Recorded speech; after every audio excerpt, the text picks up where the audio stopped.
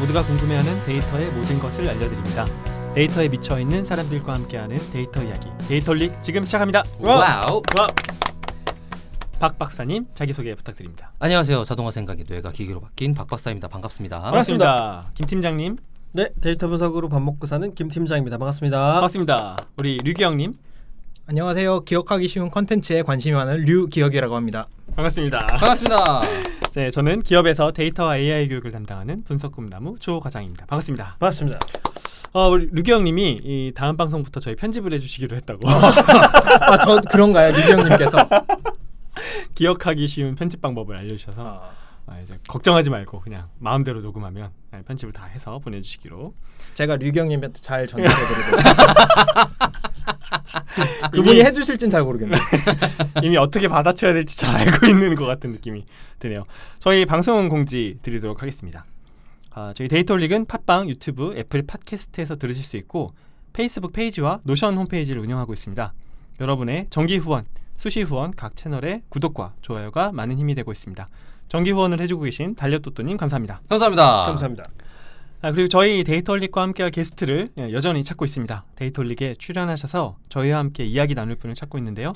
지금까지 저희가 다루었던 분야보다 더 많은 이야기를 여러분과 함께 나누고 싶습니다. 그런 이야기들을 함께 나누실 게스트 분께서는 방송 참여를 원하시면 간단한 자기소개와 어떤 내용으로 같이 이야기 나눠보고 싶으신지 저희에게 메일을 보내주시기 바랍니다. 박 박사님, 저희 공식 메일 계정 말씀해 주세요. 네, 데이터릭4 골뱅이 gmail.com입니다. 네, 많은 참여 부탁드리겠습니다. 감사합니다. 감사합니다. 저희 지난 방송 잠깐 얘기해 볼까요? 저희가 문과도 데이터 분석가를 할 수 있는가에 대한 타이틀을 달고 에피소드를 했는데 결국에는 과학적 사고로 지능이 최고다. 뭐야?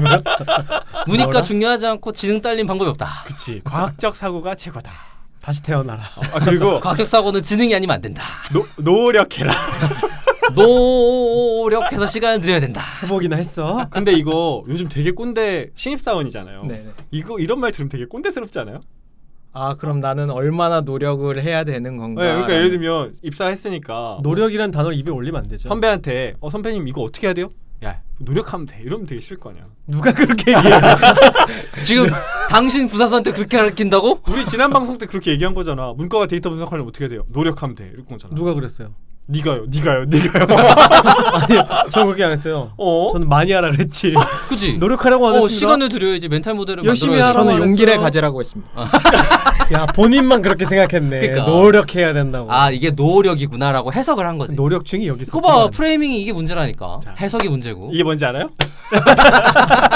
편집점이야, 이거 편집점. 어떻게든 내가 말을 안 끊고 만다. 자, 이 편집점이에요. 편집점. 내가 그 다음 에피소드 이거 잘라서 넣게. 마음대로 잘라봐라. 우리가 음원을 같이 받으니까 나한테만 그럼요. 보내달라고 해야 되겠다. 그럼 이거는 내가 데이터릭 여기서 4 따로 메일 오는데요? 노력하고 있고. 알겠습니다. 니들 마음대로 하세요.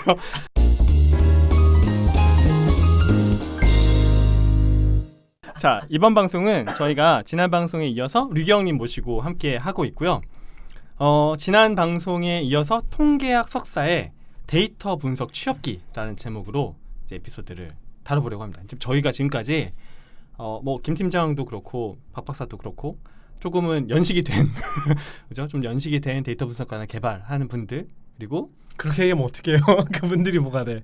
연식은 되셨잖아요. 상대적으로 됐다고 합시다. 상대적으로 연식이 되신 분들, 그러니까 아주 최근에 데이터 분석에 취업을 해보셨거나 공부를 해보신 분들은 사실 저희가 만나기가 어려웠어요. 그렇죠. 그런 분들이 우리 방송을 안 들으신지는 잘 모르겠지만 어쨌든 저희가 류기영님을 모신 이 기회에 데이터 분석, 특히 이제 통계학 석사까지 하신 분이 어떻게 해서 데이터 분석 업무에 지원을 하시고 면접도 보셨을 거고 어떤 특정한 어떤 면접 말고도 그러니까 대면 면접 말고도 어떤 프로젝트나 과제 같은 것도 하셨을 것 같은데 그런 거 다 뚫고 어떻게 성공적으로 취업까지 이르게 되셨는지와 요즘 최근에 기업에서 바라는 데이터 분석가의 역량 이런 것도 좀 함께 이야기 나누면 좋을 것 같습니다. 네, 취업 준비하시는 분들한테 꿀팁이 오늘 나오지 않을까. 그러니까요. 아주 채널 고정해 주시고 채널 진짜, 고정. 아니 정말 다른 얘기가 나올 거라고 기대하고 있어요. 왜냐면 네. 저는 제가 해보라고 하면 네. 한마디가 안 나오더라고. 뭐 얘기해 줘야 되지?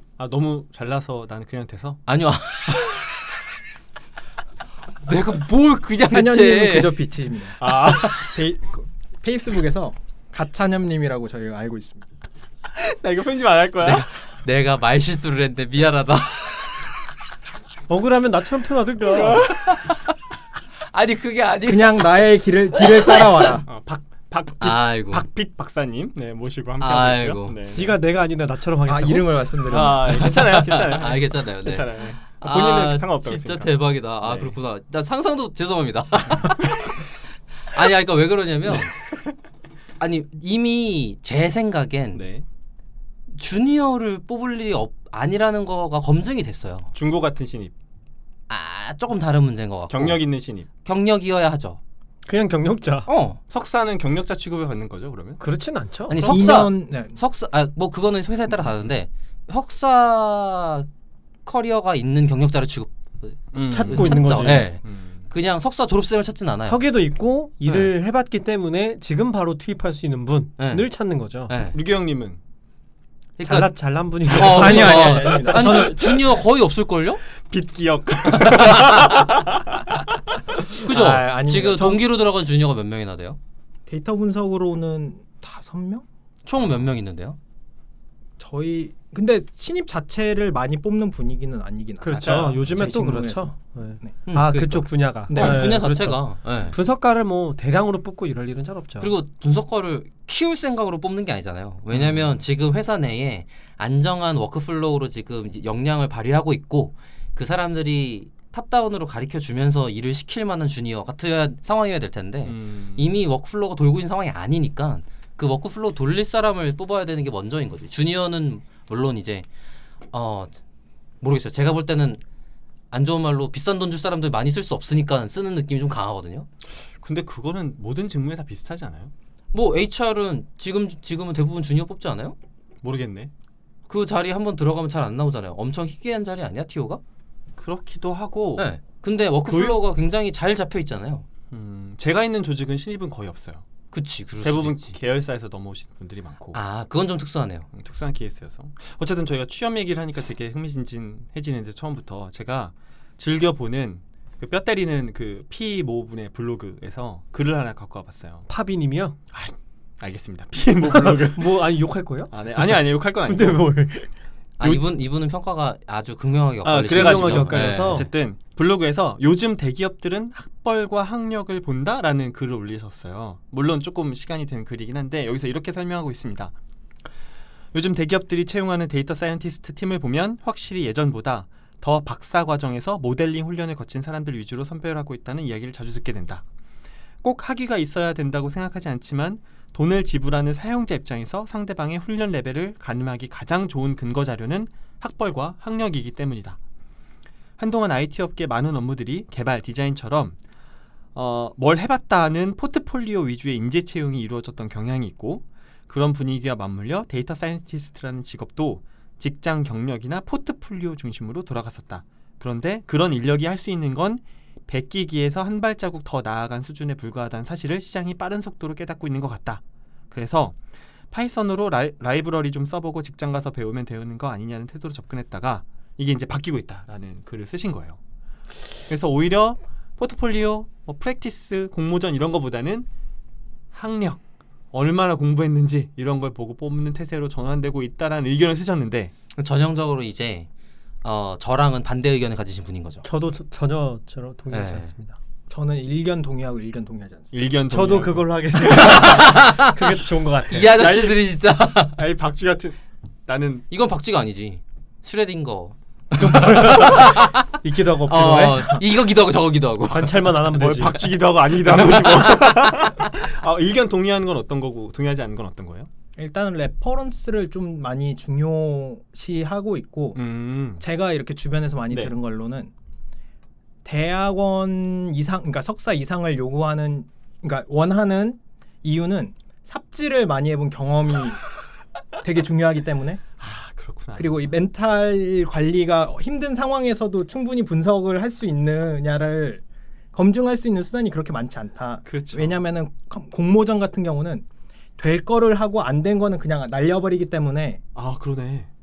그거에 대해서 이렇게 어떻게든 들고 어떻게든 이렇게 해 나가는 과정을 이렇게 걷기가 쉽진 않은데 석사, 박사에서는 그것들에 대해서 어떻게든 해보고 아니면 다른 모델을 급하게 끌어오고 그거를 이렇게 발전시켜 나가는 이렇게 과정을 계속 학습하기 때문에 이런 삽질 과정이 굉장히 중요하다라는 얘기를 들었어요. 동의하지 않는 부분은요? 근데 그거를 굳이 대학원에서만 할 수 있는 거냐? 그런 삽질 길을. 저는 요즘 대기업들이 석박사를 많이 채용하는 거는 이쪽 전공 석박사가 많아졌어요.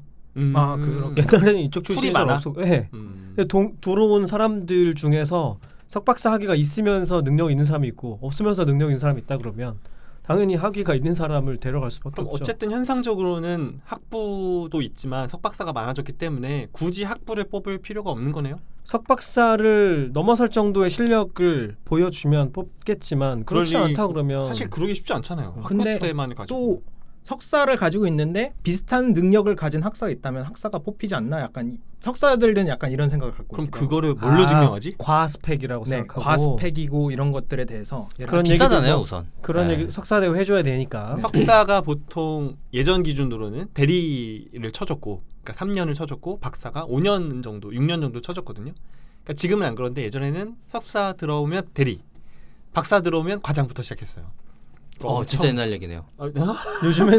요즘에는 그런 직급 자체가 없으니까. 그죠. 저는 경력 2년 그거를 석사 기간을 인정받고 이런 케이스인 거죠. 그죠. 그러니까 이제 1년 지나면 대리인 거지. 사실 예전으로 보면 아마 내년이 되면 직급이 바뀌실 거고. 그렇군요. 그리고 이 글을 쓰신 분은 제 생각에 주변 분들한테 그런 얘기를 들었다고 하시잖아요. 네. 이분이 얘기했을 때 화 안 낼 얘기만 이분이 좋아하실 얘기만 들려준 게 아닐까. 그럴 수도 네, 있죠. 편향이 있을 거다. 그러니까 이분은 사실 제가 알기로는 이 글 이외에도 여러 가지로 어떤 얘기를 하시냐면 깊이 있게 이 학문을 잘 알고 있어야 된다는 주장을 하시는 분이에요. 매우 강조하셨어요. 네, 오래전부터. 네. 그런데 수학 아주 베이스부터 모르는데 데이터 분석하는 건 거짓말이다. 저도 즐겨보는 블로그인데 근데 박 박사가 지난 회에서 이야기했던 것 중에 하나도 데이터 분석 결과 해석하고 전달하려면 진짜 제대로 알지 못하고 하면 안 된다라는 거랑 좀 맞닿아 있잖아요. 좀 다른 그거랑은, 문제예요. 음. 그러니까 제가 말하는 무언가는 예를 들어서 딥러닝을 하기 위해서 적분을 할 줄 알아야 되는가? 같은 맥락의 얘기예요. 이분은 적분을 할 줄 알아야 된다는 걸 주장하시는 거고 박박사 아니라고. 저는 아니라고 보는 거죠. 그러면 딥러닝을 설명할 수 있는데 필요한 지식이나 경험은 어디까지 얘기하는 거예요? 적분까지 아니더라도. 설명할 필요는 없잖아요. 내가 써먹을 수 있으면 되는 거 아니에요? 근데 그러니까 이런 식이에요. 설명을 듣다가 그러면 저 적분은 어떻게 한 거야? 라고 물어보면 거기서는 그건 제가 모릅니다라고 대답해야 되는 거예요? 그 일을 회사에서 요구하지 않죠. 그거는 연구실에서 요구하지. 굳이 거기까지는 요구하지 네. 않는다. 그러니까 어떤 느낌이냐면 잘 생각해 보세요. 아니 맨날 똑같은 예시를 얘기했어. 나는 자동차 운전하는 사람이야. 근데 자동차 만드는 법을 배워야 된대. 이 사람은 엔진의 피스톨 한 개가 어떻게 구성되는지 알아야 된다고 주장하는 사람인 거고, 저는 핸들이 오른쪽으로 돌면 바퀴가 오른쪽으로 꺾여요라는 걸 알면 된다고 생각하는 사람인 거죠. 엑셀을 밟으면 속도가 빨라져요라는 걸 알면 되는 거지. 그럼 그것조차 모르는 사람의 레벨은 자동차 운전으로 비유하면 뭐예요? 면허가 없는 사람인 거죠. 면허가 없는 사람이 자동차는 말이야. 중학생이 술 취해갖고 막 자동차 막 훔쳐갖고 운전하다 사고 내는 거예요. 그러니까 면허 없는 사람들을 뽑아가는 문제가 있다라고 지금 이분이 얘기를 하고 있는 거죠. 아니지. 그래서 이분은 학위가 면허의 역할을 할 수 있다고. 아니 그게 아니고 이분은 자동차 정비 자격증도 있어야 된다고 얘기하는 거고. 운전면허뿐만 아니라. 아니야, 물리학을 전공했어야지. 그러니까 공학을 이런 식. 전공했던. 그렇지 그런 식인 거예요. 역학을 알아야지. 수리 막 이런 걸 전공하고. 저의 입장에서는. 근데 이분은 아마 이게 운전면허다라고 이해하실 수 있죠. 근데 이제 이분은 본인이 체감하시기에는 점점 그런 로 레벨까지 요구하고 있다라고 얘기를 그런 하고 면허가 계시는 거고. 지금 여기서 표현하시기로는 정화를 하고 있다. 굳이 운전면허를 예로 들어본다면 그런 거잖아요. 야, 요즘 사고가 많이 나는 건 운전면허 아무한테나 내주니까 사고 많이 나는 건데 똑바로 보고 진짜로 제대로 운전 잘하는 사람들한테만 면허 줘야 돼. 그런 거죠. 이런 거잖아요. 맞아요. 내가 사고 나는 거 진짜 많이 봤는데 그거 진짜 요즘 운전면허 학원이 대충 면허를 내주더라. 뭐 그건 이런 문제다. 문제의식인 거지. 네. 그렇게 볼 수 있겠네요.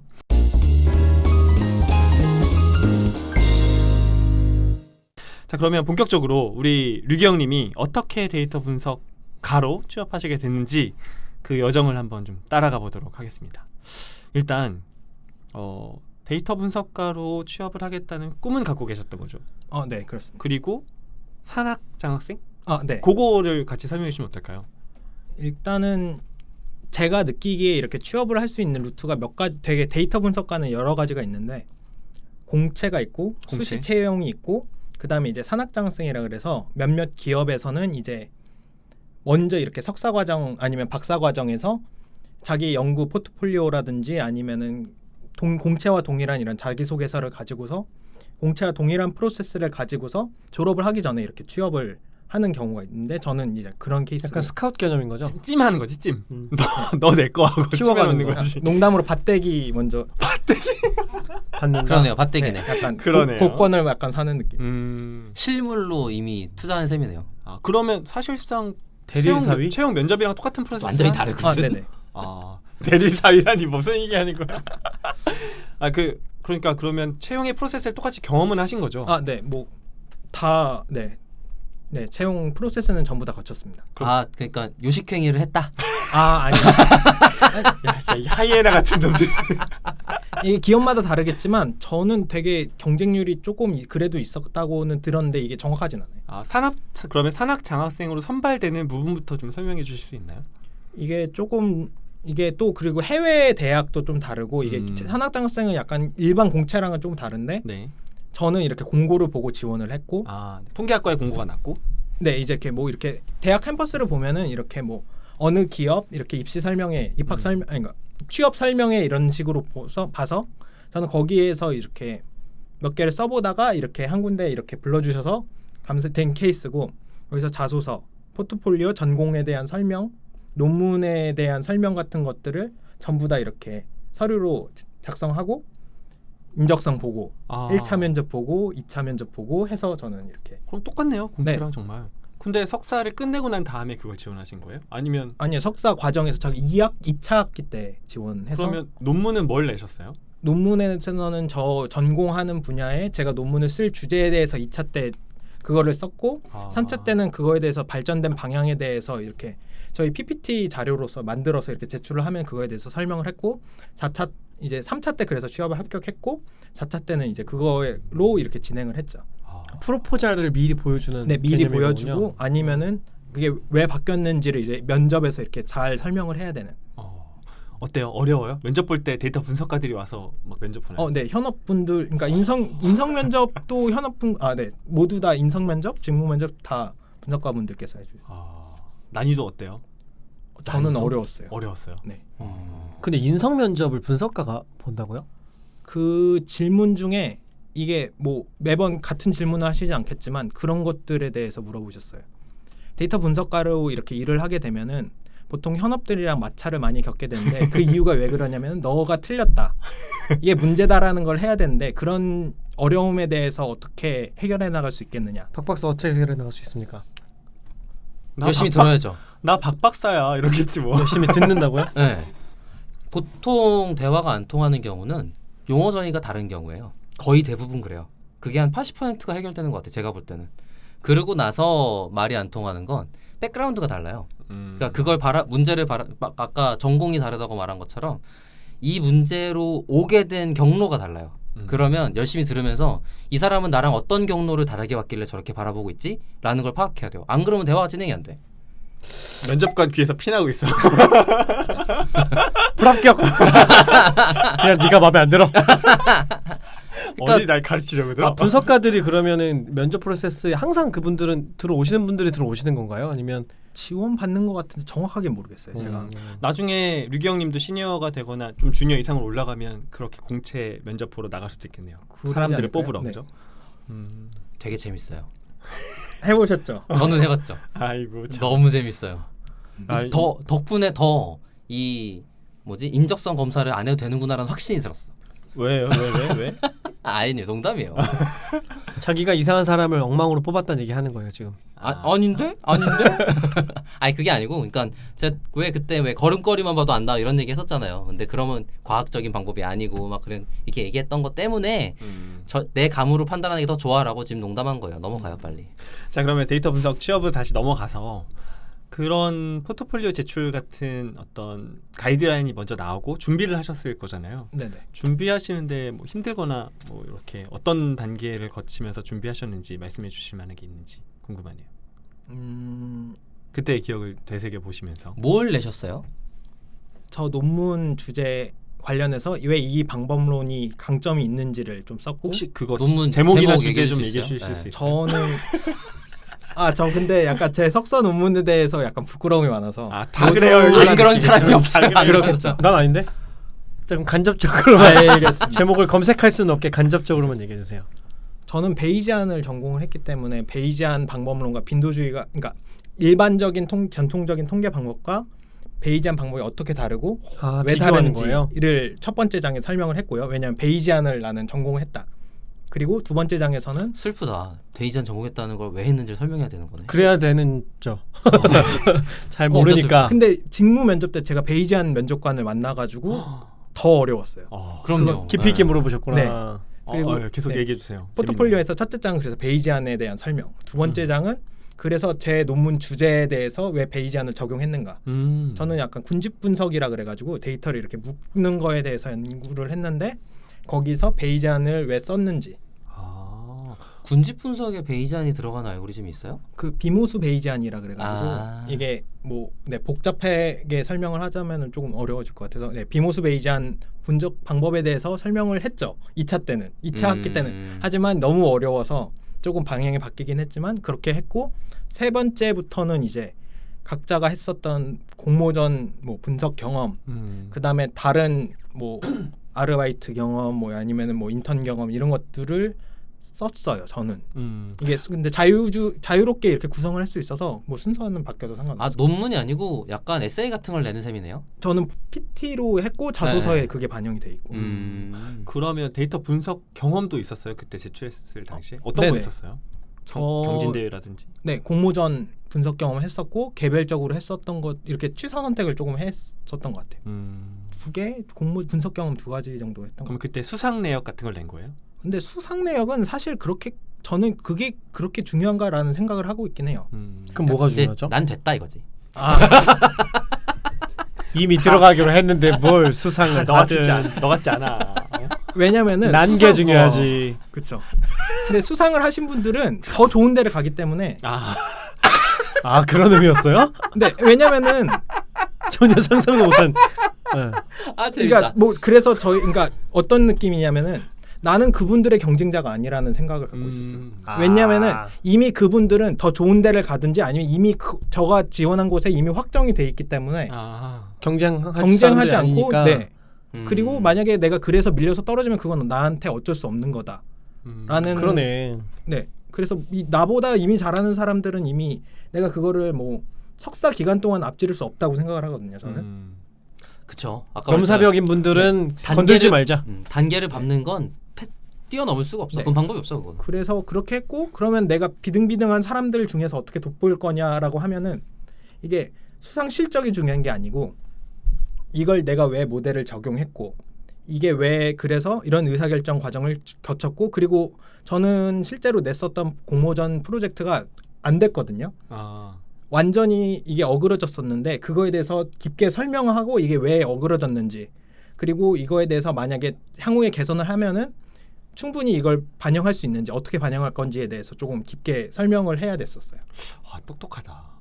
이게 제가 뭘 자꾸 느끼냐면 류기영님의 이야기를 하니까 지난 에피소드도 그랬는데 본인 현재 상태를 굉장히 객관적으로 봐요. 류기영님이. 내가 어느 정도니까 누구랑 경쟁해야 되고 그 경쟁 상대보단 뭘 우위에 넣어야 되고 이과잖아. 그리고 도구적 학문이라고 몇 번 얘기해. 근데 그래, 도구로 쓰시는 지금 거지. 방금 이야기하신 스토리가 채용 담당자 입장에서는 되게 좋은 스토리거든요. 왜냐하면 회사에서는 항상 성공만 할 수 있는 게 아니니까 너가 공모전을 잘 못했네? 잘 안 됐었네? 근데 그거 어떻게 극복해서 그걸 어떤 실패 경험을 바탕으로 다음번에 뭘 해보고 싶어? 이런 걸 막 묻게 되거든요. 사실 그걸 묻고 싶어서 그쵸? 그걸 들어보려고 하는 거죠. 약간 그거 선정할 때도 약간 고민이 있었어요. 약간 의도적이었던 중요하지 않은 그렇게 규모가 없는 거에서 성공한 거를 할 것이냐 그냥 개별적으로 분석했던 거에서 아니면은 역할이 있네. 이게 제대로 이렇게 어그러졌어도 여기서 좀 얘기할 거리가 많은 것에 대해서 할 거니까 스토리가 있는 걸 모르는 스토리가 거죠. 있는 거에 대해서 내가 충분히 설명할 수 있다면은 그걸 선택해도 굳이 그게 막 마이너스가 되진 않. 이게 오히려 되게 좋은 플러스 전략인데요? 요소일 것 같은데요. 좋은 포인트인 것 같아요. 저도 면접 볼 때 이 질문을 던지면 면접관일 때 아니면 제가 면접관일 때 면접관일 제가 때. 면접관일 때 어떤 포인트가 궁금해서 계속 해보냐면 이런 얘기를 할 게 있는지를 찾아봐요. 그치. 진짜 했는지를 묻는 거죠. 맞아요. 이 사람이 거기까지 다 해봤는지, 그때 무슨 생각을 했는지, 진짜 고민해봤고 그 고민을 해갖고 나온 결과물이 뭐였는지, 그건 어떤 생각 과정을 통해서 그렇게 생각했는지, 그때 얻은 게 뭔지 이런 것들을 물어보는 거죠. 왜냐면 그게 업무잖아요. 네. 업무에서 하는 게 그거니까 그 능력이 있는지를 확인하는 아니, 그래서 과정이겠죠. 일부러 그런 이제 이력서를 보고 그럴 법한 걸 던져봐요. 이건 어땠어요? 이건 뭐 한 거예요? 한 이건 두세 번 물어보면 네. 그러면은 이제 나와요. 이제 자기가 고민한 게 있으면. 근데 여기 써놓고 고민을 안 했거나 아니면 자기가 잘 한 게 아니거나 이러면 할 말이 없죠. 이게 빙빙 돌기만 하고 얘기를 안 해줘요. 맞아요. 나는 얘기하라고 기회를 주는데도 얘기 안 해주면 방법이 없지 뭐. 아니 그냥 갑자기 궁금해가지고 면접관 A, B, C가 있으면 박 박사, 김 팀장 저를 고를 수 있으면 누구한테 면접 보고 싶어요? 어렵다. 지금 너무 어렵다. 인성 면접이면 조 과장님 그 다음에요? 재밌다. 직무 면접이면은 두 분. 왜요?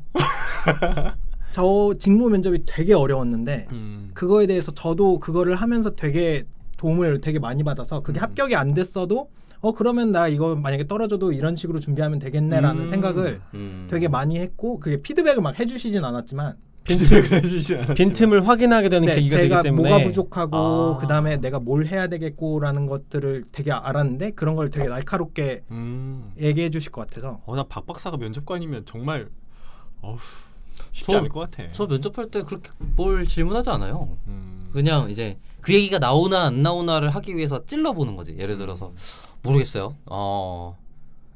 어떤 프로젝트가 있다고 이제 발표를 할 거 아니에요. 저희는 다 경영직을 했으니까. 그러면 뭐 지금 저희가 겪고 있는 문제들이 비슷한 문제가 나올 법한 프로젝트를 했다고 치면 그걸 물어봐요. 이런 문제가 있는데 어떻게 해결해 볼래요? 라든지 아니면 이런 문제가 있지 않았나요? 라고 예 있었어요라고 오면 이제 문 거지. 아싸. 어떻게 해결했어요? 근데 뭐 그런 것들이 대부분인 것 같아요. 그러면 류기영님은 여러 가지 면접 절차가 있었지만 사실은 결정적인 뭔가가 있었기 때문에 합격을 했을 거라고 저는 생각을 하는데 그게 어떤 거라고 생각하세요? 핵심 포인트. 핵심 포인트. 진짜 이것 때문에 류기영님은 뽑혔다. 그거는 잘 모르겠어요. 아 그래요? 네. 조 과장님 어떻게 생각해요? 자기 자신이? 아니. 유기영님이 유기영이 어떻게 뽑혔나? 지금까지의 인상을 보고 왜 뽑혔었을까? 기업에서. 걸음걸이를 보니까 제 걸음걸이가 좀 유난히 소액이 반듯하긴 하죠. 데이터 분석가의 걸음걸이더라고. 미래가 창창할 소액이야. 강약 중강약으로 걷는데 장난 아니야. 이마가 넓더라고. 저는 지금 이야기해 주신 걸로만 듣고 보면 일단은 이론이나 방법론적인 베이스가 탄탄하고 두 번째는 그 질의응답을 주고받으면서 스토리를 본 것 같아요. 그러니까 이제 어려운 상황은 분명히 오고 똑똑한 사람만 위주로 뽑으면 사실 시험 보면 되잖아요. 근데 이제 굳이 면접을 본단 말이에요. 그럼 이 친구가 조직 안에 들어와서 어떻게 행동할지를 계속해서 체크를 하는 게 사실 면접의 목적일 텐데 그런 대답들을 굉장히 잘 하시지 않았을까. 그리고 저는 아까도 이야기했지만 굉장히 좋은 포인트라고 보는 게 본인을 객관적으로 봐요.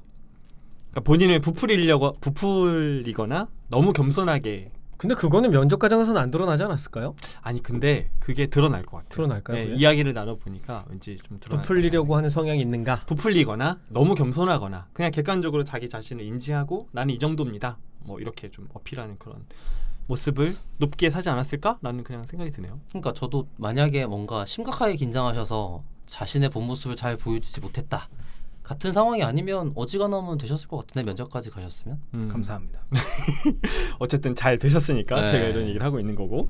그러면 데이터 분석가로 취업을 통계학 석사로서 하셨는데 주변에 통계학 석사 같이 졸업하신 동기분들 보면 데이터 분석가로 많이 가세요? 아니면 그 외에 다른 전공 혹은 박사진학 어떻게 비율이 되나요? 한 20명이라고 치면은 네.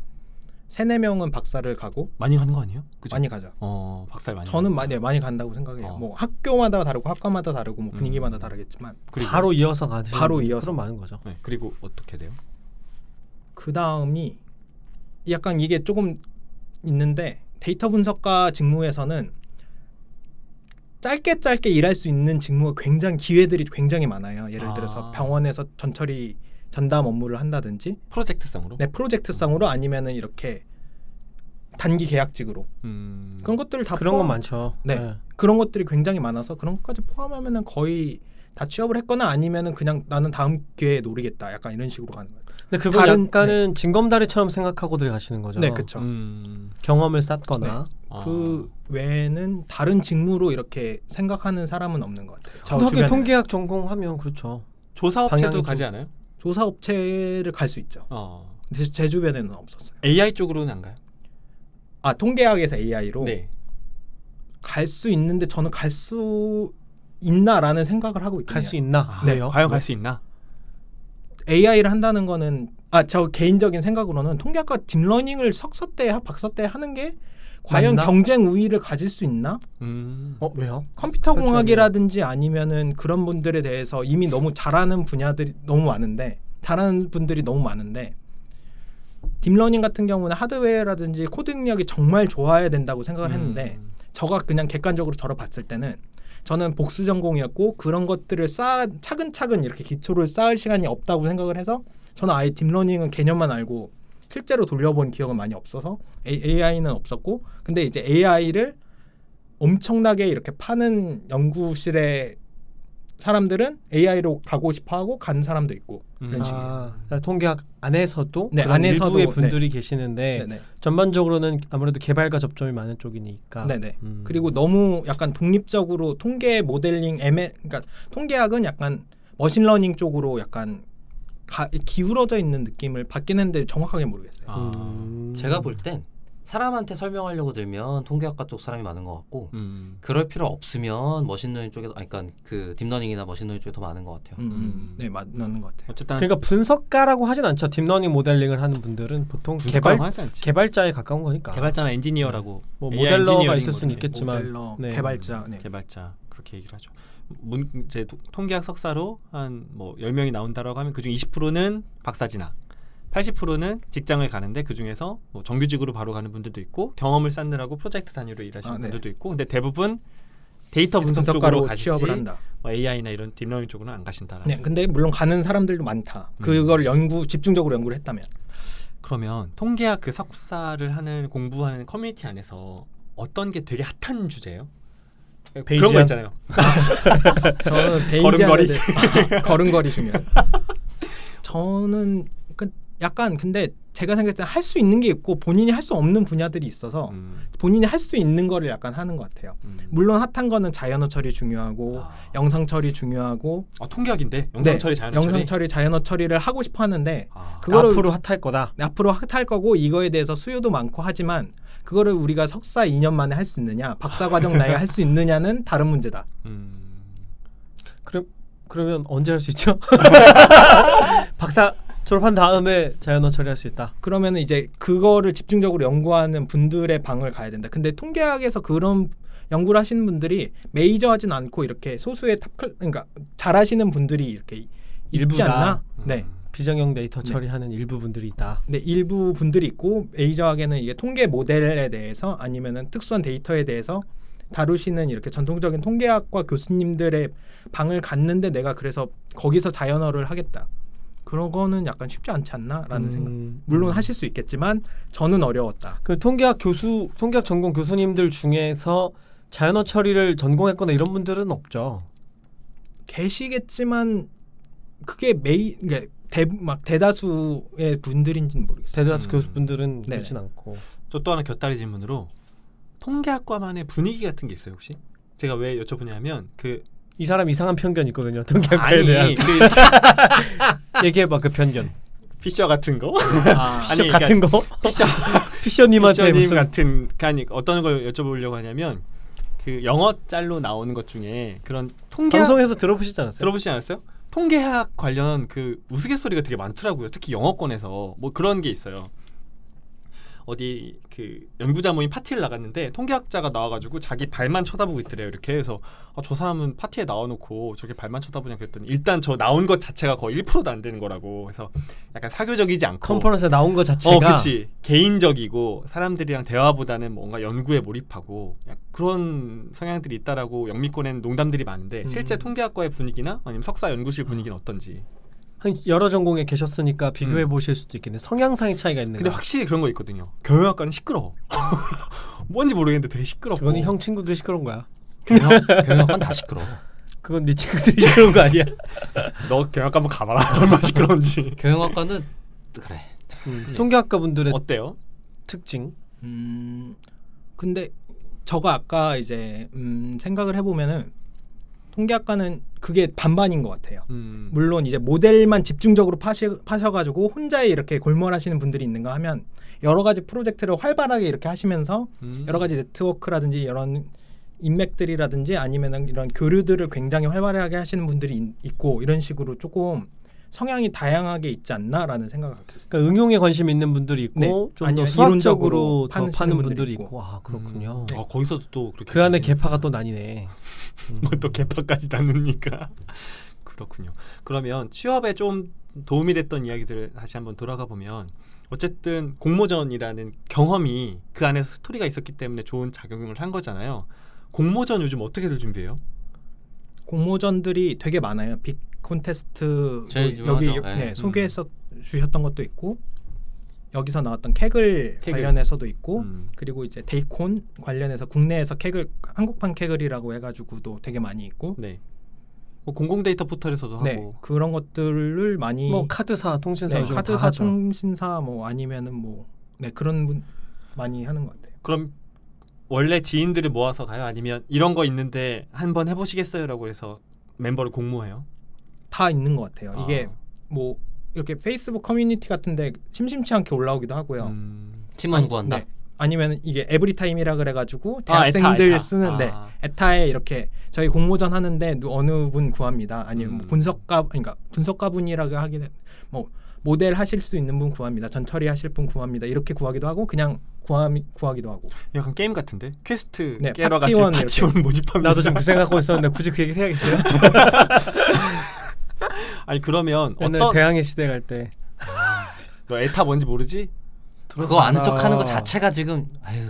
그러면 어떤 경우에 퍼포먼스가 더 좋아요? 아는 사람들끼리 갈 때랑 진짜 실력자만 모여가지고 그냥 케미 상관없이 능력자만 모아서 퀘스트 깨러 갈 때랑 그래도 좀 이렇게 케미가 있는 원래 알던 지인들이랑 갈 때랑 제가 한 번은 아예 그냥 페이스북 커뮤니티로 모여가지고 캐글 스터디를 같이 했었는데 의사소통 비용이 너무 많이 들어가지고 좀 어려웠어요. 그럴 수 있겠네. 아, 일단 모르는 분들이니까. 네, 지역도 모르는 그렇고 뭐 여러 가지로. 지역도 그렇고 음. 통계학 전공이 아니고 한 분은 상공 한 분은 혼자 이렇게 코세라로 공부하시는 분이었는데 서로 말하는 게 다른 거예요.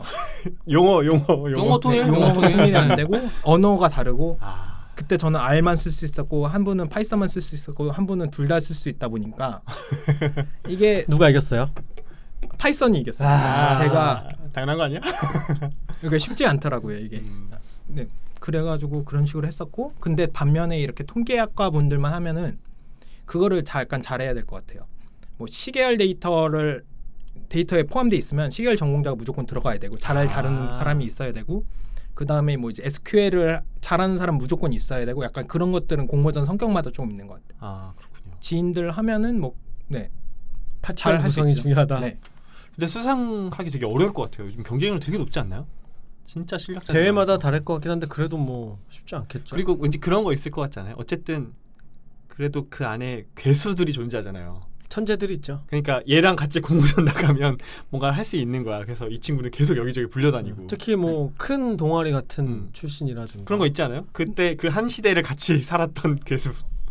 그런 분들이 전 캐글에서 되게 많이 뵙긴 했는데 아. 그분들이랑 같이 분석해본 경험은 없고 그리고 그렇게 약간 그걸 뭔가 무임승차해서 버스 탄다고? 네 버스 타서 이렇게 무임승차해서 하면 그게 과연 포트폴리오에 도움이 되느냐? 그러면 아. 박 박사의 질문에 다 걸리겠지. 남을 게 그럼요. 없다. 대답 어. 못하지. 네. 너 뭐 했어 그러면 아니 뭐 이렇게 얘기. 이제 못하는 거지. 얘기를 하더라도 한 사람이 이렇게 주도적으로 끌고 가면은 다른 사람들은 이렇게 그 사람의 의사결정에 따라가게 되거든요. 그럴 수밖에 없겠죠. 네, 누군가 너무 그러면은 잘하는 사람 있으면 이걸 왜 했는지 그 사람이 했는데요라고 면접관한테는 얘기를 못 하잖아요. 그렇죠. 그러면은 이제 이거 되게 현명한 접근인 것 같은 게 그냥 수상 내용만 마치 수집하듯이 모으는 사람 입장에서는 많이 따면 되지라고 접근을 하는데 하나를 하더라도 내가 그 안에서 어떤 경험을 얻었는가에 대한 쪽으로 접근을 하니까 뭐 사실은 수상을 못했던 경험이더라도 높게 용의 평가를 받은 꼬리보다는 뱀의 머리 거다. 그게 아니잖아. 아니에요? 결과보다는 맞는 거지. 과정이지. 같은 말이야. 용 머리 아니 뭔가 내가 의사결정을 많이 할 수 있는 그런 경험을 하는 게 중요하지. 그냥 KTX 타는 것보다는 도보로 이렇게 하나하나 이렇게 가는 게 좀 더 이걸로 합시다. 리뷰가 좋다. 풍경을 하나하나 보면서 고민 어디를 갈지 고민하면서 한 발. 네. 그렇군요. 아니 근데 그 한 발 한 발 풍경 보면서 읽을 때 음. 그렇게 만들어진 게 내가 말할 기회라도 있는가? 라는 과점을 생각해 보면 상을 못 받으면 상을 못 받으면 말할 기회라도 생기는가? 걸어갔는데 목적지까지 못 갔어. 그쵸. 이럴 수 그러니까 있지. 뱀의 머리는 돼야 된다고. 머리잖아 그래도. 무궁화는 타야 된다. 그렇지. 상은 받아야지. 완행은 타더라도 타긴 타야 되는 거 아니냐? 상은 받고 얘기를 해야 한다. 그러니까 그렇잖아요. 그러니까 그쵸. 지금 말한 건 대표적으로 면접 기회가 있을 때 얘기라고. 아, 그거의 그러네요. 진실성 부분은 면접 기회를 얻는다라는 걸 통과하고 난 이후이기 때문에. 거기까지는 일단 도착을 해야. 네. 뭐 사실 그걸 통과하고 나서 과정이 없는 상을 받았다면 당연히 면접 과정에서 떨어지겠죠. 네네. 그렇지만 그거라도 있어야 면접 과정까지는 갈 거 아니에요. 그 공모전 경험이 중요하다고 느끼세요? 지금 보시기에. 저는 다른 강점이 있으면은 굳이 일단은 한두 번은 해봐야 된다고 생각을 하는데 프로젝트 경험이 다른 강점이 있을까요? 근데 다른 강점은 어떻게 왜냐면 설명해요? 뭐 직접 일을 해보지 않은 상태니까. 전공 논문이라든지 그런 논문. 걸로. 논문이라든지 아니면은 자기가 저는 약간 그거를 굉장히 어필했거든요. 행정학과에서 데이터 전공한 사람 찾기 어려울 거다라는 것들을 어필했는데 그게 얼마나 먹혔는지는 모르겠지만 행정학 도메인을 어디다 쓰지? 저는 그런 거에 대해서 생각을 했어요. 저는 통신사를 지원을 했어가지고 네. 그런 뭐 법적인 이슈라든지 아. 지금 데이터 3법 때문에 뭐 문제 그때 제가 면접 보는 당시에는 그런 것들이 없었는데 그거에 대해서 기사를 읽고 그런 것들을 해석해 줄 수 있는 사람 분석가가 필요하지 않겠냐라고 저는 약간 두루뭉실하게 이렇게 얘기를 했었는데 그게 얼마나 와닿을지는 모르겠지만 저는 그렇게 준비를 했었던 것 같아요. 비슷한 능력치라면요 네, 당연히 네. 더 좋은 네, 같은 능력치라면은 비교 우위가 있겠네요. 다른 것도 할 수 있는 사람이 더 낫지 않냐. 그러니까 다른 카드를 보여주는 게 중요하다는 말씀이시군요. 저는 뭔가 제대로 된 공모전만 얘기하기보다는 요거 하나만 여쭤보고 이제 데이터 분석과 역량으로 좀 넘어가 보려고 하는데 공모전 할 때 어떤 전공 출신들이 두각을 많이 보여요? 통계학과 아닐까요? 통계학과 아니 뭐 상공이 있을 수도 있고 아닐 것 같은데? 컴공이 있을 수도 있잖아. 공모전이면 분석 대회인데? 분석 대회에서 컴공이 훨씬 더 그래요? 어필할 수 있지 않을까? 여쭤봅시다. 여쭤봅시다. 저는 과는 그렇게 모르겠어요. 과 그렇게 드러나지 않아서 근데 뉴스에 나오는 걸 보면은 뭐 상공과 통계학과가 했다고는 하는데 네. 그래서 통계학 지식 아니면 상공은 제가 모르니까 통계학 지식이 그렇게 약간 강점이 있느냐는 잘 모르겠어요. 이게 분석 공모전은 너무 잘하시는 분들이 있고 경험치가 많으신 분들이 있어서 그냥 통계학 지식을 이렇게 갖다 대도 그걸 뛰어넘는 잘하시는 분들이 있으셔가지고 그럼 하나만 더 질문드리면 뭐가 수상을 가르는 거예요? 그러니까 제가 아이디어냐? 상을 못 타봐서 제가 지금 두 번 상을 죽였어. 제가 저는 이걸 했습니다라고 할 수 있겠죠. 그러면 뭐가 부족해서 상을 못 받았다고 야, 생각하세요? 3번을 죽이냐? 일단 결과가 좋아야 되고 그거에 대해서 성능이 좋아야 되고 네. 성능에 대해서 해석을 잘해야 될 그 거예요. 성능이라면 예측 성능인가요? 예측 대회인가요 보통? 보통은 예측되지 않을까요? 예측될 수도 있고 뭐 캐글 같은 경우는 그냥 그 노트북 이렇게 얼마나 잘 했는지 리포팅을 라이트를 잘했느냐. 받았는지 아니면은 다른 뭐 교통 빅데이터 아니면 뭐 날씨 빅데이터 이러면은 얼마나 그게 실무자들 느끼기에 시그니피컨트 아니 그러니까 의미가 있느냐. 아이디어 싸움. 아이디어 싸움 쓸모가 있느냐. 쓸모가 네. 있느냐. 와닿느냐 그들한테. 예를 들면 미세먼지 데이터를 활용한 비즈니스 모델 제안 이런 거 네. 나올 수도 있어요. 그래서 성능이 부족했고 성능이 부족했고 그거에 대해서 이슈를 끌어내지 못했고 이슈를 끌어낸다. 이게 와닿지 않았지 않나라는 생각을 하고 있어요. 평가자들한테 네, 평가자들한테. 핫해 보이지 않았다. 네 그렇습니다. 저도 한 번인가 했었었는데 그때 1등한 팀이 그냥 개발팀이었어요. 그래서 아주 효율적으로 모든 실험을 테스트해보는 걸 짜는 게 목표인 걸로 하더라고요. 굉장히 합리적이라고 생각했어요. 이게 논리적으로 이런 알고리즘 쓰는 게 맞나? 이런 걸 고민할 시간에 그냥 다 해버리는 거예요. 그러니까 네. 파라미터 튜닝만 직살나게 해가지고 성능도 성능 좋은 좋아야 거 되고. 네. 그게 보통 이제 캐글에서 취하는 전략이죠. 그래서 그 계산 먼저 하는 거예요. 이거 지금 실험 한 바퀴 돌리는데 몇 분 걸리네? 줄여야겠다. 다 테스트 해보려면 몇 분으로 줄여야 최적화한 언제까지 할 수 있으니까 이렇게 접근하는 거야. 그래서 이미 많이 잘해본 사람들이 잘한다. 그리고 사실 이 의미가 있느냐도 있는데 사실 데이터가 주어지면 그게 막 엄청나게 새로운 이야기를 하기는 쉽진 않아서 그렇죠. 사실 성능 얼마나 그걸 많이 테스트해봤느냐 싸움이지 않나 약간 생각도 드네요. 똑같은 재료 주고 네. 만들어봐. 이렇게 김치 하는 주고서 뭐 이거 해봤자 뭐 다른 거를 이렇게 할 수는 없는 거니까. 그러네요. 그러니까 오토ML 돌릴 수 있는 좋은 컴퓨팅 파워로 빨리 돌려보기가 약간 지금 그렇게 가고 있죠. 네. 스티키처럼. 뭐 대표적으로 XG부스트 쓰고 몇 그쵸. 개 스태킹하고. 스태킹하고 뭐 랜덤 포레스트에 뭐 그냥 웨이트 주는 거 몇 개 쓰고 막 이래버리면 그냥 어지간히 내가 노력해서 하는 것보다 잘 나와요. 근데 이제 그거를 얼마나 효과적으로 잘 설명할 수 있고 이게 얼마나 의미로 뽑아낼 수 있느냐. 그죠? 그게 이제 갈리는. 이제 여기서 그것까지 할 거냐 말 거냐 아니면 대회가 그걸 따지냐 마냐 이런 그쵸. 문제로 넘어가는 거죠. 아 그렇군요. 그래서 단순한 예측 대회가 실무랑 그렇게 관련성이 있느냐 이제 이런 그런 의심들도 챌린지가 드는 있겠네. 거죠. 왜냐면 거기서 1등부터 100등 줄 세어봐야 성능 차이 진짜 조금씩 나거든요.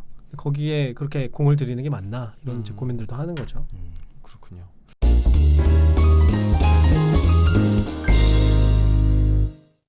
자 그러면 이제 어쨌든 취업기에 대해서는 간단히 저희가 알아봤고 취업을 하셨으니까 요즘의 데이터 분석가의 역량 중에 어떤 게 좀 주목받고 있는 것 같은지 느낌 적인 혹은 느낌 사실으로 왜냐하면 이미 이제 그 기업의 조직에 들어갔기 때문에 뭐가 중요할 것 야 요즘 같다. 이런 거 되게 중요해 이런 이야기들이 분명히 돌고 있을 거거든요. 물론 코로나 때문에 재택근무를 많이 하셨긴 하겠지만 어떤 게 중요한가요?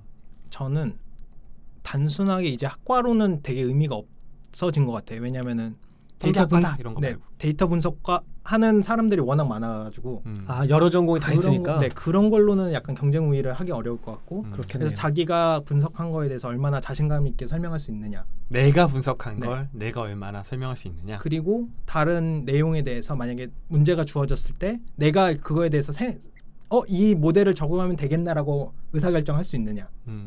왜냐하면 주어진 내용에서 주어진 모델을 얼마나 빨리 하느냐도 중요하지만 어떤 모델 적용할지도 판단하는 판단을 해야 되거든요. 사실. 그러면 류경님이 면접관으로 들어간다면 어떤 과제를 주면 진짜 잘 볼 수 있을 것 같아요? 약간 그런 것도 느끼잖아요. 내가 피면접자로 들어가면 야 요거는 다행히 안 물어봤다라고 아 살았다라고 하는 포인트들도 좀 있잖아요. 근데 어떤 방식으로 면접을 봐야 진짜로 이 사람 실력을 제대로 끌어낼 수 있을 것 같아요? 예를 들어 베이지안 전공자는 이거 물어보면 얘가 사짜인지 진짜인지 알 수 끝이야 있어. 한 방이야 뭐 이런 거. 베이지안을 왜 써? 그러니까 베이지안에서 하고 싶은 말이 뭐고 그 다음에 이걸 왜? 그러니까 그러면 너 이거 분석해서 쓸 수 있어 없어? 약간 이런 식으로 물어보면 될 것 같고 그런 고민들에 대해서 데이터 이제 포트폴리오로 보면은 잘한 것만 하는 사람들이 있어요. 이게 너무 휘황찬란하게 하면은 그게 좀 드러나지 않을까? 그렇군요. 조금 약간 잘 모르겠네요. 베이지안 얘기하면 안 돼요? 베이지안 그러면 일부러 안 하고 있었는데 그러면 요즘 동향만 좀 듣고 베이지안 마지막에 한번 이야기해 보도록 할까요? 요즘에 그러면 사내 분석가, 그러니까 어떻게 보면 사내 분석가잖아요. 네. 그러니까 이게 프리랜서 분석가나 데이터 분석 컨설팅 있는 사람들이랑 좀 다를 것 같아요. 요즘에 트렌드라든지 어떤 동향이라든지 아니면 뭐 예를 들면 요즘은 데이터 조직을 만드는 게 제일 핫 이슈다라든지 아니면 요즘은 뭐 데이터 자산화다 뭐 아니면 뭐 이 데이터 분석 역량을 모두가 갖고 있어야 되는 게 이슈다라든지 그런 게 좀 있나요? 트렌드 같은 거? 저가 아직 뭐 경험이 많지는 네네. 않지만 신입 데이터 분석관한테 요구하는 거는 얼마나 다양한 모델에 대해서 관심이 많은지 아니면 새로운 그 모델에 대해서 너가 들어봤고 아니면 한 번이라도 써봤니? 그런 거. 그런 것들 왜냐면은 이미 다 알고 있고 그런 것들에 대해서는 기존에 하시는 분들이 더 잘하시니까 새로운 걸 얘가 적용해 줄 수 있을까? 이런 기대가 있는 건가요? 이런 활력이라든지 아니면 새로운 지식을 가져올 수 있지 않은 기대감. 그럴 수 있겠네. 내가 최근에 공부를 그치. 하다 오내니까 최신 연구를 요즘에 아니까. 뭐 더 좋은 거 나온 거 있니? 이렇게 네, 물어볼 수 있겠군요. 그런 기대감이 있는 것 같고. 이거 되게 좋은 오, 포인트 아니에요? 생각 못 그죠? 해본 포인트네. 기존에 썼던 방법은 거기서 거기니까 새로운 분석가가 들어오면 이게 요즘 새로 나온 모델인데 되게 괜찮을 것 같아요라고 제시해 줄 수 있는 게. 그래서 사실 현업에서 분석 오래 하셨던 분 얘기 들어보면은 예전 모형 그대로 받아 쓰는 경우가 굉장히 많거든요. 사실 그게 더 많죠. 그래서 이제 새로운 거 공부하려고들 하시면서 뭐 교육 과정도 들어오시고 이렇게 하시더라고요. 좀 신선한 아이디어를 제시하는 것도 되게 좋은 포인트겠네요. 네. 남들 안 하는 거를 잘 그래도 어느 정도는 모양새 있게 잘 다듬어서 이렇게 갖고 오는 거가 좀 약간 좋아하시지 않을까라는 생각. 그렇군요. 물론 제가 그랬다는 건 아니지만.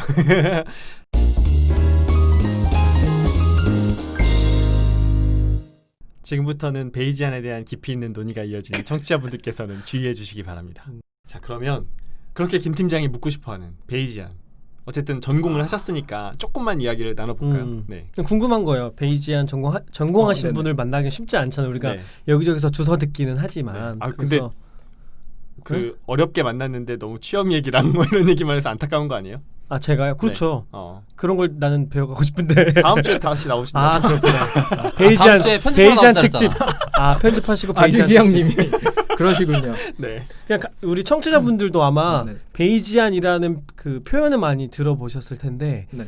이게 왜 필요하고 어디에 쓰고 이런 얘기를 자세하게 들어보지는 못하셨을 것 같아요. 그래서 그런 얘기를 듣고 싶은 거죠.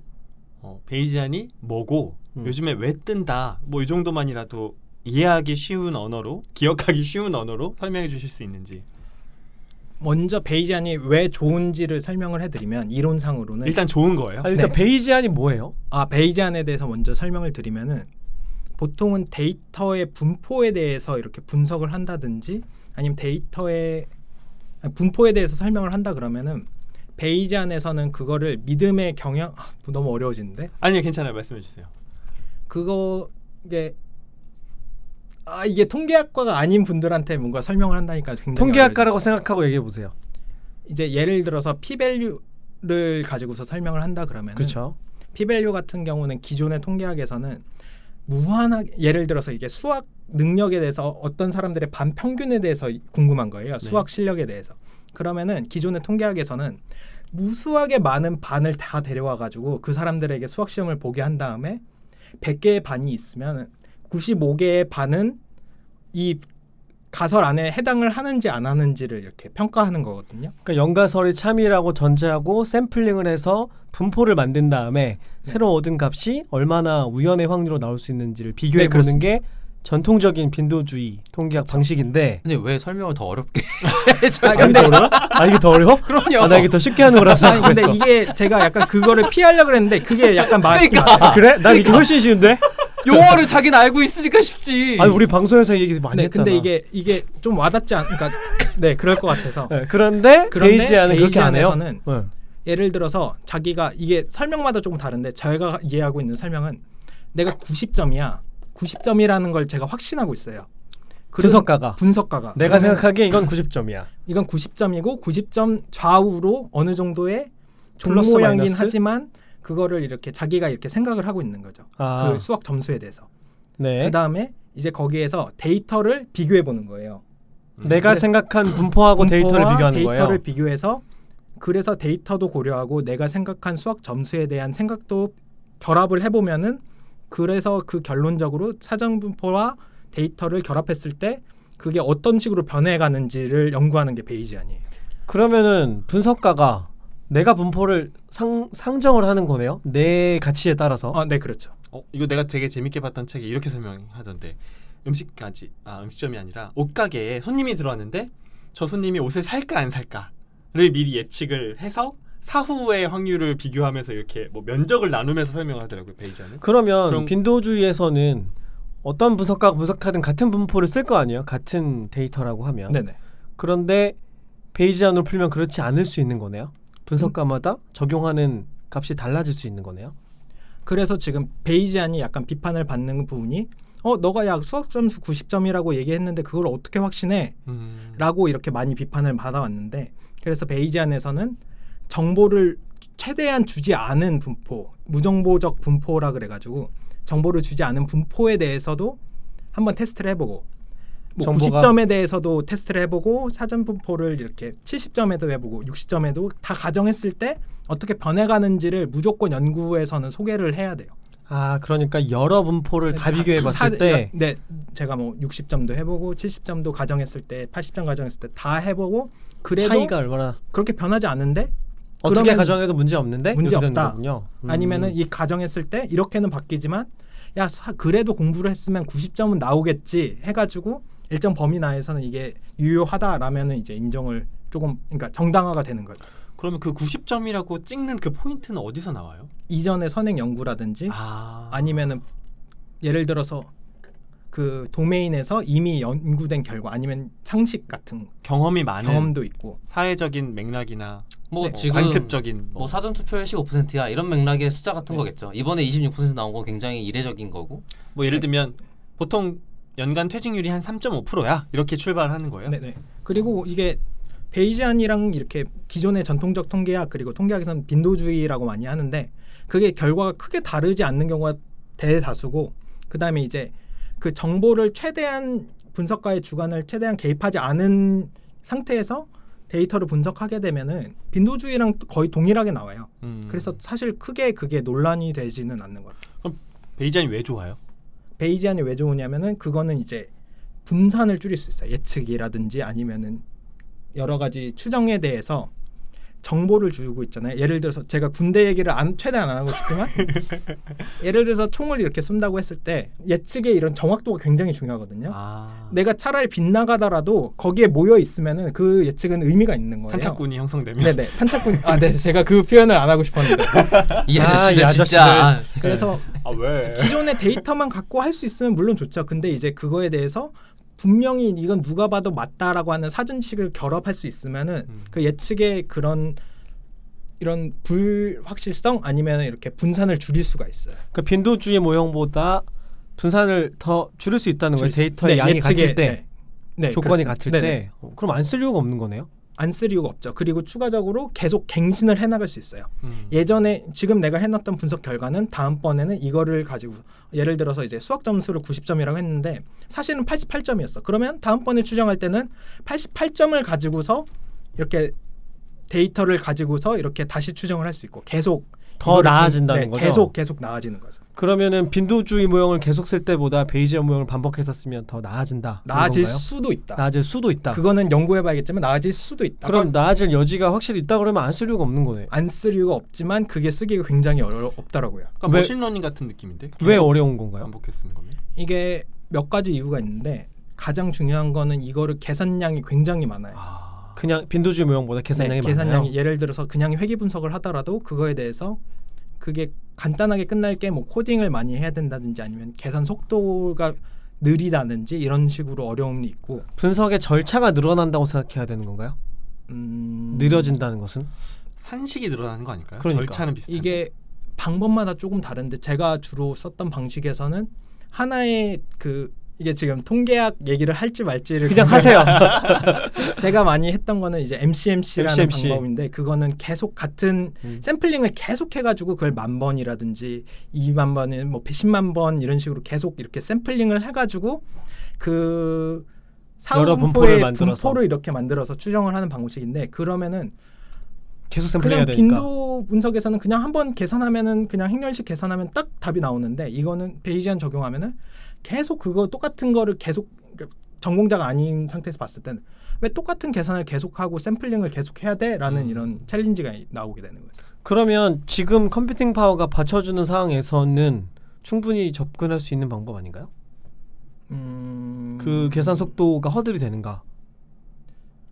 근데 그 똑같은 방법을 했을 때 그게 엄청나게 압도하지 않으면 좀 더 편하고 빠르고 익숙한 방법으로 쓰지 않나? 그거를 그렇게 그러니까 이길 수 있는지에 대해서 약간 확실할 수 없는데. 저도 그런 것들에 대해서 약간 의문부호가 달리는 거죠. 근데 기업에서는 회사에서는 프로세스와 시간도 자원이니까 어떻게든 똑같은 결과 빨리 결정할 수 있는 걸 선호하게 된다. 이전 썼던 방법이 있는데 그거에 대해서 더 앞지르는 방법이 있으면 물론 좋겠죠. 근데 비슷한 성능 가지는데 이거 우린 다르게 한번 적용해 봤어요. 근데 결과는 비슷해요. 라고 한다면은 크게 이게 메리트가 없을 거잖아요. 예전에 마켓컬리 담당자분 나오셨을 때 의사결정이 되게 빠르게 이루어진다고 했잖아요.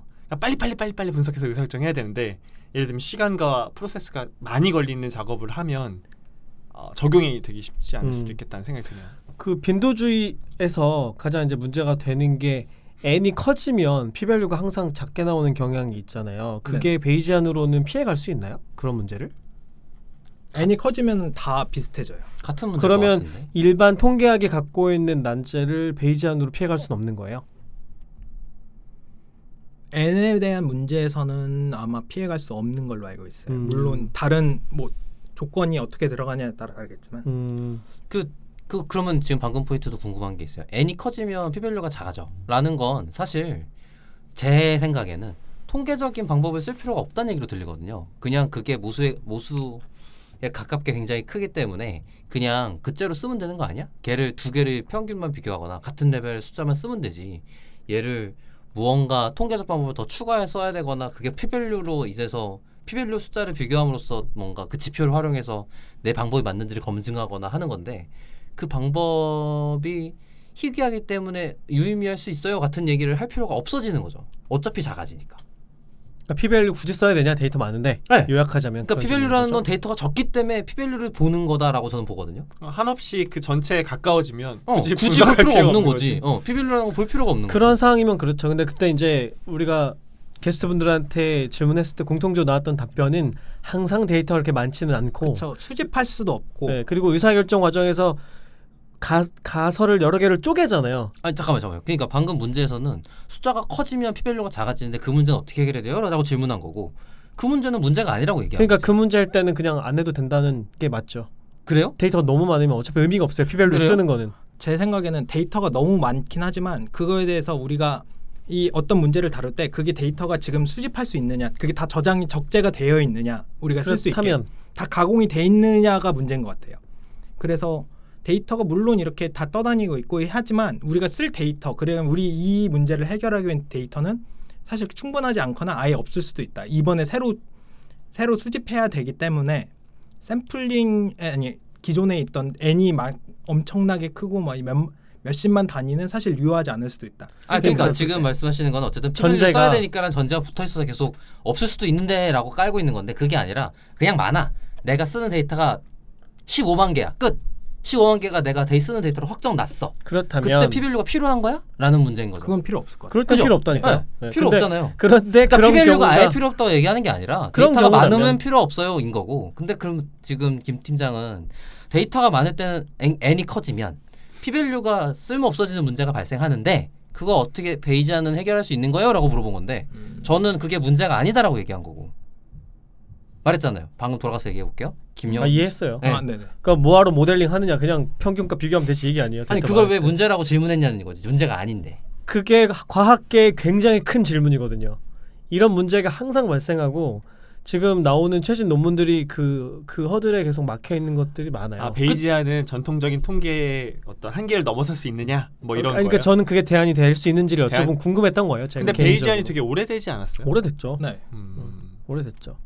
그러니까 지금 피밸류는 어떻게 해결해야 되는지 아직 정답이 없는 상태인데 그게 베이지안으로 해결할 방법이 있는지를 물어본 거예요. 그렇군요. 피밸류를 그러면 안 제가 써. 이게 답이 아니고. 그러면 제가 문제의식을 잘못 인지하고 있어요. 그러니까 n이 커지면 피밸류가 작아지는 이슈가 있어요. 근데 제가 볼 때는 그게 문제가 아니에요. 왜냐하면 피밸류라는 건 데이터가 작을 때 쓰는 거니까. 데이터가 작을 때 그게 실제로 유의미한가를 평가하고 싶어서 다른 통계적 기법을 활용해서 평가자들을 들이댄 거지. 왜냐하면 데이터가 작기 때문에 내가 지금 데이터를 15개 있기 때문에 이거 갖고 나온 숫자가 내가 써도 되는 숫자인지 확인하고 싶어서 그래서 나온 건 아니에요. 우리가 모집단을 확보할 수 없다는 기본적인 철학이 있기 때문에 쓰는 거예요. 데이터가 근데- 아무리 많아져도 네. 걔가 모집단을 다 가져온 건 아니거든요. 어쨌든 샘플이잖아요. 그죠? 그러니까 어떤 데이터든지 간에 다 샘플이잖아요. 네. 샘플 갖고 의사결정해야 되잖아요. 네. 그래서 필요한 거죠. 그러면은 15만 많다 개여도 적다의 문제가 아니라 상대적으로 어쨌든 얘는 샘플일 수밖에 없는 거죠. 무조건 샘플일 수밖에 없는데 무조건 샘플일 수밖에 없는데 그럼에도 불구하고 그 샘플 숫자가 너무 많아. 그러면 대안적으로 그래서 문제가 지금 생기는 거죠. 그러면 피밸류에 대안적으로 숫자가 엄청 크더라도 그거를 유의한지를 평가할 수 있는 지표가 필요하다. 그게 필요한 거죠. 가설 검정을 해야 되는데 예를 들어서 설문조사를 한다. 실험을 한다. 샘플이 1000개일 땐 안 나오던 게 돈 때려 부어서 10만 개, 10억 개면 무조건 유의하게 나오고 네. 가설이 지지되는 방향으로 나와버리니까 그럼 연구 자체가 의미가 없잖아요. 의미가 없죠. 돈만 때려보면 내가 원하는 결과 만들 수 있다는 얘기가 돼버리잖아요. 그러니까 학문적으로 근데 성숙해야지. 쓸모가 통계학이 필요한 거는 의사결정하는 도구인 건데 네. 그 도구가 본연의 역할을 못하고 있는 거잖아요. 판단을 내려주는. 네. 이게 도장을 찍어줘야 되는데 도장을 못 찍어주는 상태가 돼버린 거예요. 문제가 그게- 발생한 거네요. 이게. 네, 그래서 어떻게 해야 되나 이걸 아. 이제 논의하고 있는 거죠. 아니 근데 그게 실제 샘플임에도 불구하고 숫자가 많으면 그게 전체를 대변할 가능성이 높아지는 거 아니에요? 그걸 증명할 수는 없죠. 증명할 가정을 그냥 그렇게 하는 거죠. 여러분 지금 통계학 석사의 데이터 분석 취업기를 듣고 계십니다. 그만해 이놈들아. 돌아와서 네, 그리고 돌아와서. 제가 그러면 베이지안의 미래를 아니 잠깐만. 제가 아니, 뭐 이 부분에 네. 대해서는 어떤 의견이 궁금해요. 그러면 그러니까 n이 커졌어. 피밸류는 그러면 제가 어쨌든- 말씀드렸던 문제 예, 예, 예. 그게 실제로 문제인가? 아니면 지금 그런 문제에 대해서 뭔가 나를 못 믿네 지금. 아니 들었던 게 있는가 궁금한 거죠. 아니 문제라고 인식하는 건 공감이 돼요. 그게 수리적으로 검증되는 레벨은 아닌 거라는 건 이해가 되는데 저는 아까 말했잖아. 효용적으로 이미 그 정도면 현업에서 자, 이미 그 설명 정도면 그만하고 됐다 답변을 이거지. 들읍시다. 네. 전 임경덕님 나오셔서 했을 때가 되게 처음에는 약간 물음표가 들었는데 되게 공감을 많이 했거든요. 실무에서 가설 검정을 쓸 일이 있냐 약간 없지 않나라는 생각을 요새도 계속 느껴요. 네. 왜냐면은 N이 너무 많아지면은 가설 검정 자체 가정 자체가 약간 무력화되는 느낌이 있어서 일단 여기는 통신사예요. 통신사고 경덕님은 카드사에서 일하셨던 데이터 거잖아요. 많다고? 네. 그걸 일반화할 수는 없죠. 아니 자꾸 논지를 그래서- 흐리지 말라고. 왜? 데이터가 많은데 피밸류가 지표로서 무력화되니까 문제니까 데이터가 많은 데서 생긴 문제잖아. 다시 말씀드리지만 여러분 아니, 통계학 그래서 석사의 데이터 분석 결론을 내자면은 지역기를 듣고 계십니다. 아니 학교에서- 자꾸 아, 문제 네. 돌릴 때 이 문제를 데이터가 작을 땐 어떻게 해라는 얘기를 돌리지 말라고. 데이터가 많아 어쨌든. 아니 지금 나는 가설 검정이 필요하냐에 대한 질문을 한 거예요. 네. 가설 검정을 하기 어렵다. 그렇게 잘 안 한다. 어렵고 현업에서 안 쓴다. 할 필요가 라는 없을 얘기한 수 거잖아. 있다. 경영님 말씀하셨던 것처럼 네. 그 정도 선에서 그리고 제가 베이지안 박사라도 했다면 제가 뭔가 뭐 하나라도 자신 있게 말씀을 드리겠지만 저는 이제 아니 근데 베이지안 공부하는 사람들은 왜 그렇게 베이지안 공부를 해야 되고 빈도주의는 아니야 이런 얘기들을 많이 하시는 걸까요? 많이 하나요? 저는 저는 많이 봐서 누구 물고 뜯고 싸우고 샘플링 막- 오는데. 그분들이 한번 나오시면은 이제 재밌겠네요. 내용이 네. 풍성해지지 않을까. 그렇습니다. 베이지안 대 빈도주의 특집이래가지고 아주 그거는 뭐지? 터지게 싸울 수 있겠네요. 게스트 구하기도 쉽지 않겠네. 그리고 청취자분들이 약간 지금 오늘 방송도 약간 걱정이 되나요? 제가 지금 통계학 분들이 이해할 수 있을지도 지금 제가 너무 약간 섞어서 말해가지고 제가 중간에 이렇게 중간에 BGM을 넣고 여기서부터는 베이지안에 대한 토론이 나오니 알아서 위험. 걸러주시라고 한마디 넣겠습니다. 지금 생각났다. 이게 베이지안 얘기가 왜 최근에 핫하냐면은 그 출구조사 가지고 선거 예측하고 그다음에 그 여론조사 해가지고 선거 예측하고 이럴 때 다 베이지안을 쓰거든요. 네. 네, 그래서 이제 핫해지고 그게 다른 모형들보다 예측력이 훨씬 높게 나왔어요. 그래서 요즘에 그 얘기가 핫하게 나오고 있는 상황이에요. 그래서 생각이 그쵸. 나서 저도 네. 그거 보긴 봤는데 네 관심 있게 보고 있어요. 네.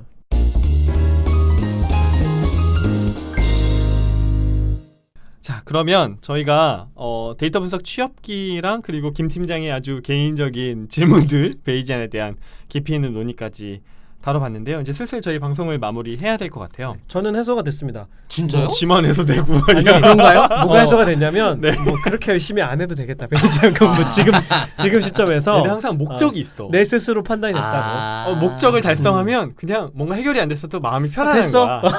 한번 됐어. 뭐 이런 다른 거. 베이지안 전공자분들께도 한번 크로스 체크를 아니 한번 해보시는 나는 게 전공하셨다 그러니까 되게 강조하실 줄 알았거든 사실. 네. 이런 문제 때문에 베이지안을 꼭 적용해야 된다고 강변하실 거라고 생각했는데 뭐 아니라니까. 뭐 크게 다르지 않다고 베이지안도 하니까. 물론 좋은 모델입니다. 물론 좋은데 뭐 알겠습니다. 제가 하는 거나 잘하는 걸로. 그렇군요. 아니 김 팀장 보면 자꾸 확신을 얻고 싶어요. 누군가 나오면. 그렇죠. 자꾸 왜냐면 물어봐서. 저도 통계학이 전공이 아니잖아요.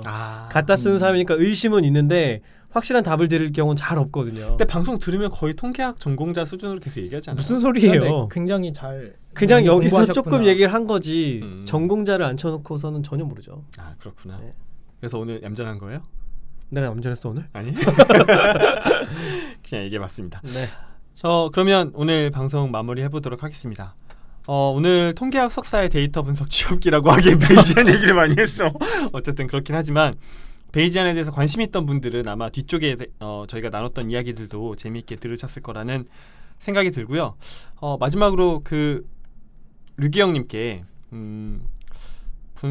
분석가로서 이제 취업을 하고 앞으로 커리어를 좀 쌓아 나가실 텐데 앞으로 데이터 분석 쪽은 어떻게 변할 거라고 보시는지 이제 전망이랄지 아니면 뭐 어떤 트렌드의 변화랄지 그런 거에 대한 예측 말씀을 한번 들어보고 싶은데요. 너무 약간 너무 세요? 어려운 질문이어서 약간 질문을 좀 바꾸자면은 네.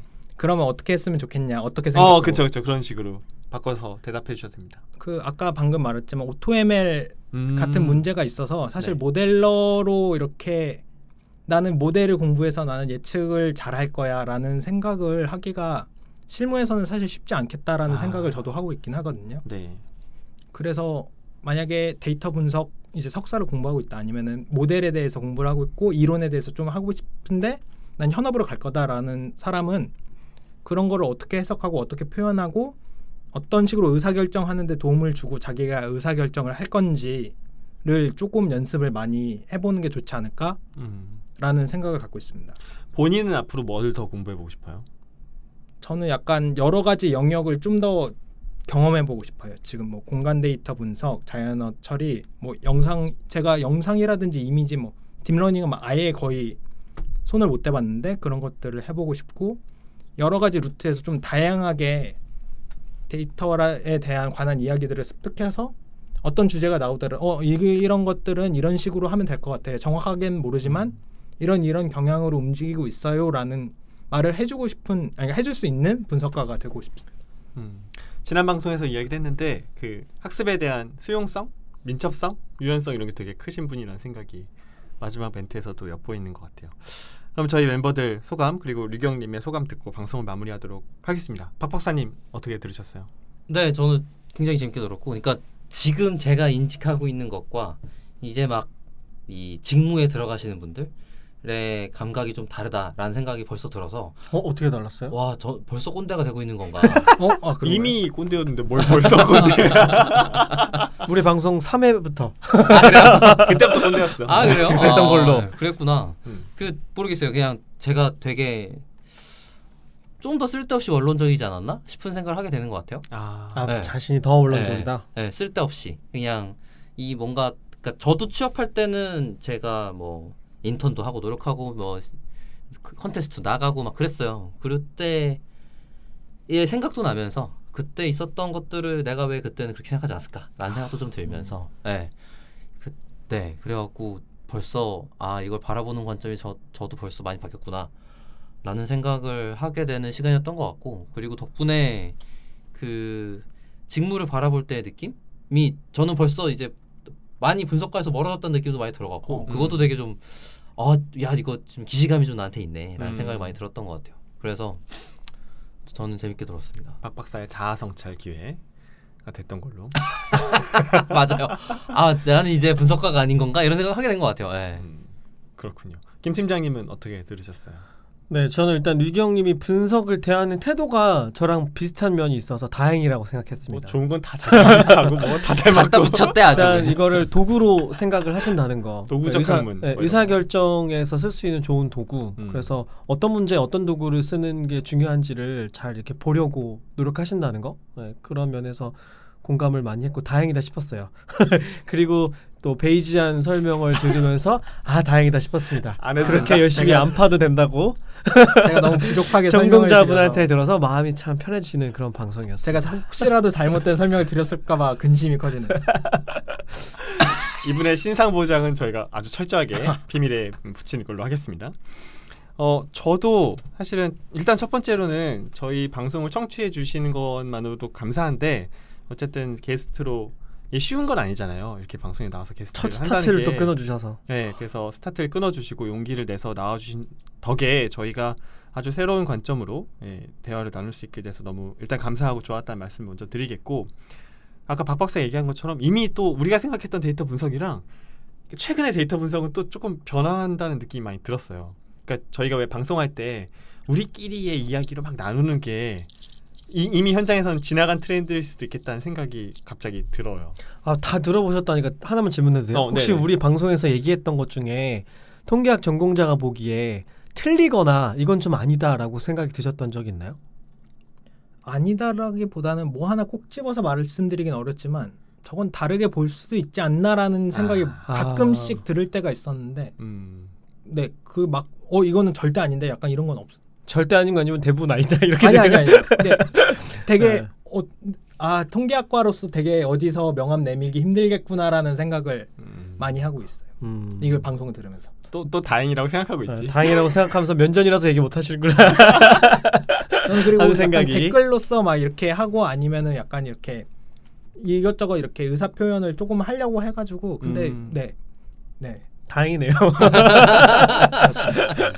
그래서 뭐 저의 소감을 마무리하면 이제 문과도 데이터 분석가 될 수 있을까? 지난 방송 그리고 이번 방송 통계학 석사의 데이터 분석 취업기라는 사실 본인의 되게 소중한 경험이잖아요. 근데 그거를 나누는 게 저희의 어떤 방송의 목적이자 철학이기도 하니까 그거에 부합하게 말씀을 잘 해주셔서 저에게 많은 도움이 되고 청취자분들께도 많은 도움이 되셨기를 바랍니다. 우리 류경님께서는 나오신 소감이랑 그리고 데이터 올리 어떻게 됐으면 좋겠다라는 그런 응원의 메시지까지 마지막으로 말씀을 듣고 마무리하도록 하겠습니다. 어떠셨어요?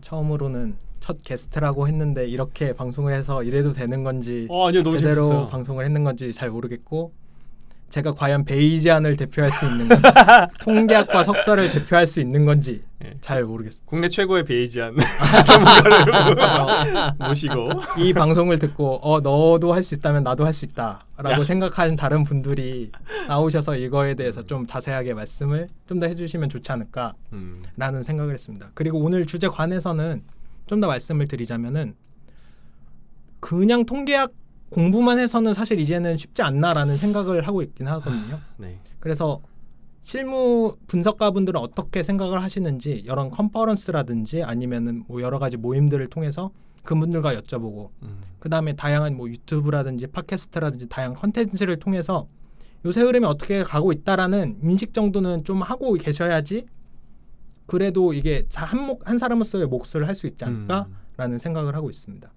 그래서 자기 전공 공부도 중요하지만 여러 가지로 남들은 어떻게 하나 요새 흐름은 어떻게 되나 이런 것들을 잘 준비하시다 보면은 더 좋은 결과를 맞으실 수 있지 않을까라는 생각을 하고 있습니다. 마지막으로 데이터 올리게 바라는 점이 있다면 데이터 올리게 꾸준히 해주시면 저는 애청자로서 너무 좋지 않을까. 하지만 이게 쉽지 않을 거란 저도 이게 너무 놀라서 이게 매주 이렇게 녹음해 주시는 거를 이렇게 옆에서 더 보다 보니까 노고가 굉장히 많으시구나라는 느낌이 드네요. 오늘이 마지막 회예요. 저는 처음이자 마지막 했어요. 힘들어서 못하겠다 이제. 네, 말씀 감사하고요.